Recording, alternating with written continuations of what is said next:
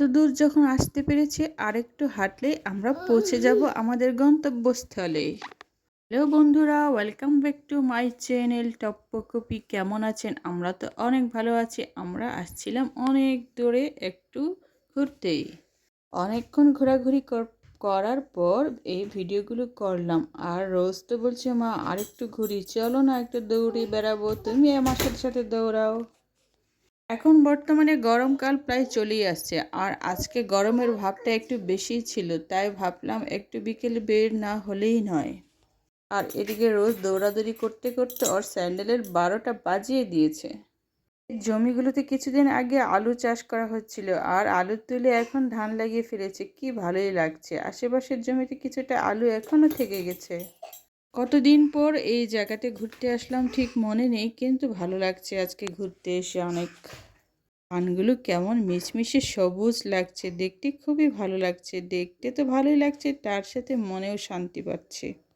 বাচ্চাগুলো আমার শুধু দৌড়াদৌড়ি খেলাধুলা এর মধ্যেই সবসময় মনের প্রশান্তি খুঁজে পায়।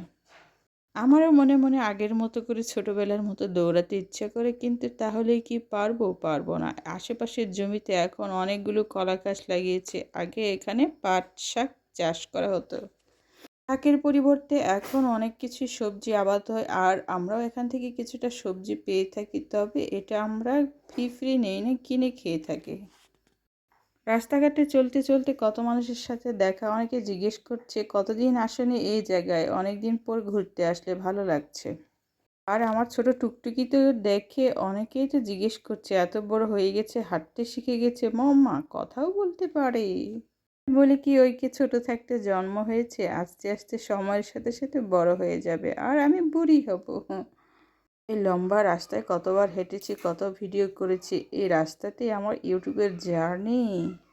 ইউটিউবের জার্নিটা অতটা সহজ নয়, কারণ সবার ভিডিও কেউ দেখে না, কেউ আবার দেখে।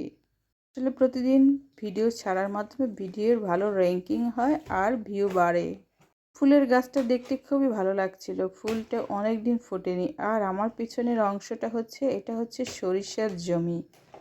তো সেদিন মাত্র এখানে কি হলুদ ফুলে ছেয়ে গিয়েছিল, আর এখানে কত ভিডিও করেছি। আজকে একটাও ফুল নেই, সরিষার জমিতে অনেকগুলো সরিষা হয়েছে।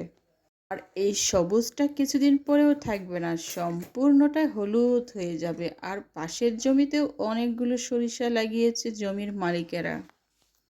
খেলতে খেলতে কত দূর চলে গেছে ওরা। একজন আরেক পাশে, আরেকজন আরেক পাশে, দৌড়াইতে দৌড়াতে একে অপরকে সাথে কেমন খেলাধুলা করছে।